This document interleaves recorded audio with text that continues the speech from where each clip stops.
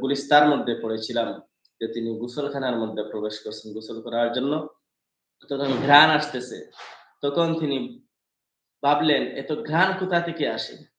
দেখলেন একখণ্ড মাটি। মাটিটাকে হাতে নিয়ে নাকের কাছে নিলেন। শুঁকে দেখলেন এই মাটি থেকে ঘ্রাণ আসতেছে। তখন তিনি সেই মাটিকে বললেন, "তুমি মেশকো না আম্বর না আতর থেকে"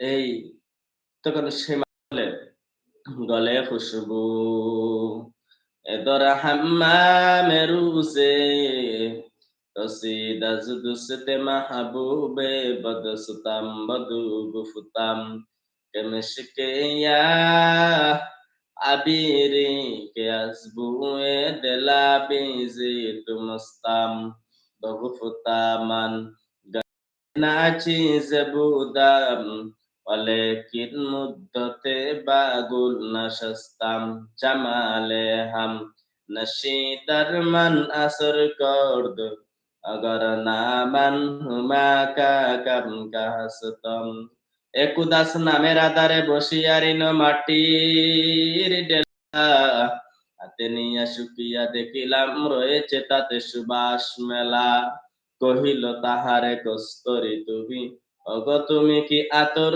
দাও তোমার গায়েতে সুবাসে ভরা অগ তুমি কি গুলিস্তা মাটি ডাক দিয়া বলে কহিল সব কিছু আমি নহি আমি অতি নিচু মাটি ফুলের সাথে তাকিয়া হইলাম তাহার সুবাসে কাটি।